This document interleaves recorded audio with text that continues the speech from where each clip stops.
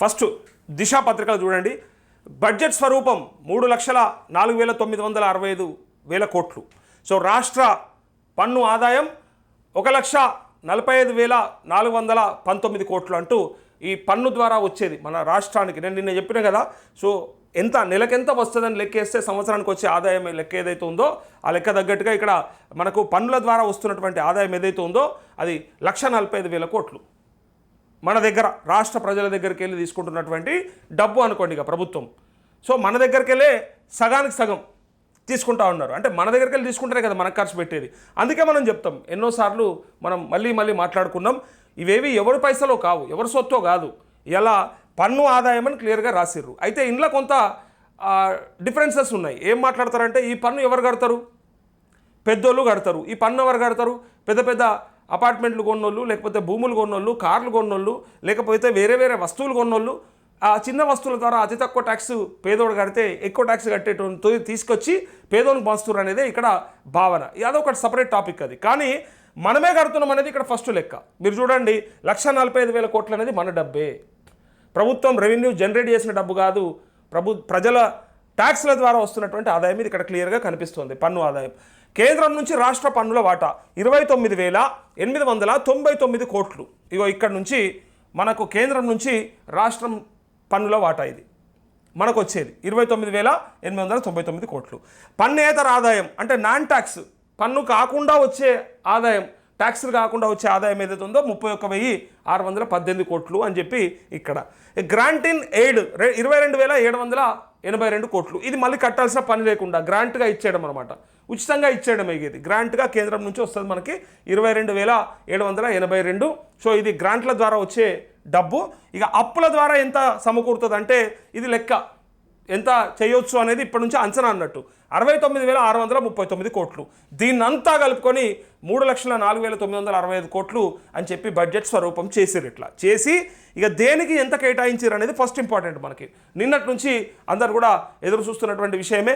అసలు ఏ రంగానికి కేటాయిస్తారు, ఏ రంగానికి అభివృద్ధి కోసం ప్రయత్నం చేస్తారని చెప్పి ఇక్కడ చూస్తారు. అందుకోసమే ఇక్కడ చూడండి ఒకసారి 6 గ్యారంటీలోని ముఖ్యమైన స్కీమ్లకు కేటాయింపులు ఎన్ని కోట్లల్లో ఎంత కేటాయింపులు చేశారనేది ఒకసారి చూడండి. రైతు భరోసాకి 18,000 కోట్లు. ఇది పక్కా ఇక మనకు వచ్చేస్తుంది. అంటే అలా పెట్టుకున్నంత మాత్రాన అవుతుందా అంటే గతంలో వీళ్ళు 41,000 కోట్లని రుణమాఫీకి చెప్పి 31,000 కోట్లని బడ్జెట్లో పెట్టుకొని 20,000 కోట్లు చేసి ఇడిచిపెట్టారు కదా. ఇది కూడా అంతేనేమో అని అనుకునే అనుమానాలు ఉన్నాయి. కాబట్టి సో చూద్దాం. అంటే వాళ్ళు పెట్టుకుంది అయితే మనం ఫస్ట్ డిస్కస్ చేయాలి కదా. సో చేయూత అనేది తెలుసు కదా మనకి, 14,861.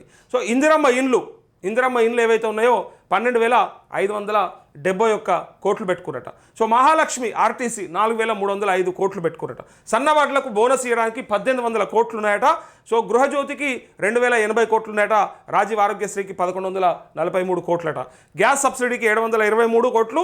అట్లే ఇందిరమ్మ ఆత్మీయ భరోసాకి 600 కోట్లు అన్నట్టుగా ఇక్కడ వాళ్ళు కేటాయింపులు జరిపినటువంటి ముఖ్యమైన స్కీమ్లు ఇవి. ఈ ముఖ్యమైన స్కీమ్లు ఏవైతే ఉన్నాయో వీటికి వాళ్ళు కేటాయింపులు చేసుకున్నారు.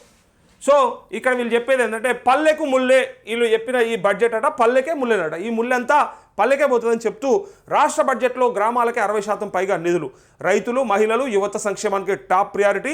6 గ్యారంటీల్లోని 9 స్కీమ్లకు 56,084 కోట్లు.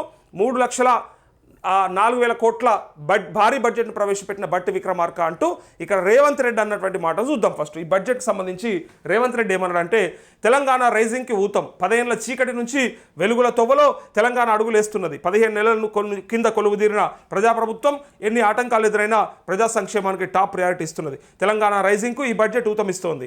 అన్ని రంగాల్లో రాష్ట్రానికి అగ్రగామిగా నిలిపేందుకు, ప్రజాస్వామ్య విలువలను కాపాడేందుకు కట్టుబడి ఉన్నామంటూ రేవంత్ రెడ్డి అన్నటువంటి మాట.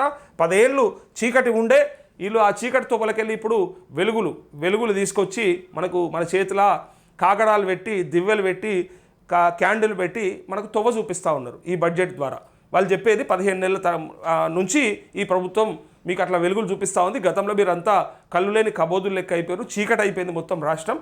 సో ఆ చీకట్లా వెలుగులు తెచ్చింది మా ఇందిరమ్మ ప్రభుత్వమే అని చెప్పడానికి వీళ్ళు ప్రయత్నం చేస్తూ ఉంటారు. చేస్తూ ఇక్కడ బట్టి విక్రమార్క అన్నటువంటి మాట ఎవరైతే బడ్జెట్ ప్రవేశపెట్టారో ఆయన ఏమన్నాడో చూడండి.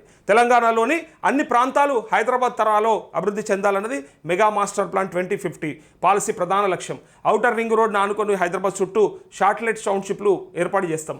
అల్పాదాయ మధ్యతరగతి వర్గాలకు అందుబాటులో ఉండేలా గృహ సముదాయాలను నిర్మిస్తాం. దీర్ఘకాలిక అభివృద్ధి లక్ష్యాల సాధనకు సీఎం రేవంత్ రెడ్డి నాయకత్వంలో ముందుకు నడుస్తున్నాం. హైదరాబాద్ వరంగల్ పారిశ్రామిక కారిడార్ను నేషనల్ హైవే 163కు ఇరువైపులా ఏర్పాటు చేస్తామని చెప్పి బట్టి విక్రమార్క నిన్న అన్నటువంటి మాట. మేము ఖచ్చితంగా 2050 అట వీళ్ళ ఆలోచన.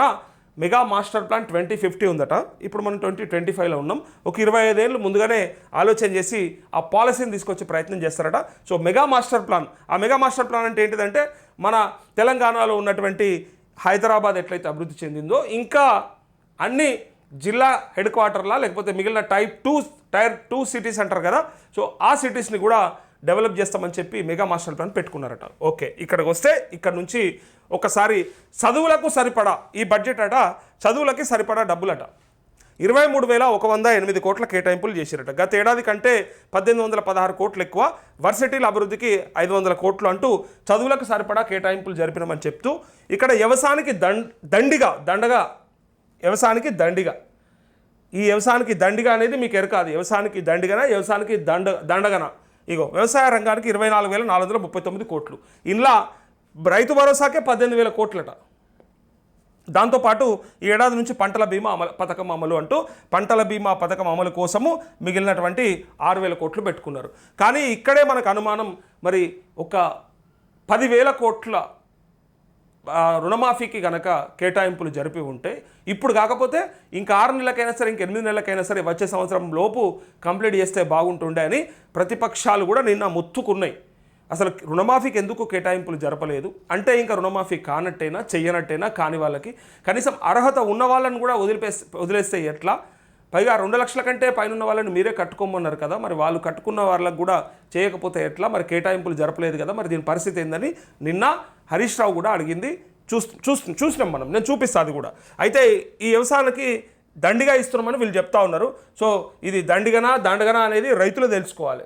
మనకు అర్థమైపోతూ ఉంది ఏమి ఇస్తా అన్నారు, ఎంత ఇస్తా ఉన్నారు, ఎట్లా చెప్తా అన్నారు, ఏం చెప్తా అన్నారు, చివరికి ఏం జరుగుతూ ఉందో ఒకసారి చూడండి. ఇక మరి ఇది వ్యవసాయంకు కొంచెం అంటే సపోర్ట్గా ఉంటుంది అని అనుకున్నాం, కానీ వాళ్ళే భరోసాని పెంచిస్తామని చెప్పి ఒక 1000 రూపాయలు ఏదో పెంచి చూపించినట్టుగా కేసీఆర్ కంటే ఒక 1000 ఎక్కువ ఇస్తున్నామని చెప్పి ఇలా రుణమాఫీ చేయకుండా ఎక్కడికక్కడ పోనీ కనీసం మొన్నటి రైతు భరోసానని ఇప్పటికీ చేరిందా రైతుల కంటే? ఇంకా చేరలే. చాలామంది రైతులు ఉన్నారు ఇంకా రాని వాళ్ళు. 3 ఎకరాల వరకే వచ్చింది అది.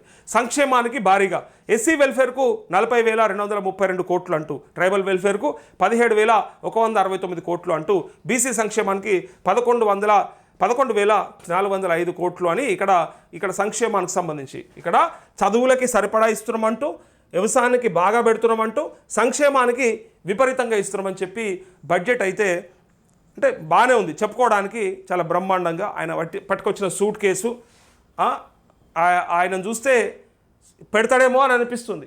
ఈయన ముఖం చూస్తే ఇవన్నీ కూడా 3 లక్షల కోట్లు పక్క ప్రజలకు ఖర్చు చేసేస్తాడేమో అనుమానం ఏం లేదని అనిపిస్తుంది నేను చూస్తుంటే. అది మీకు కూడా తెలుసు అది.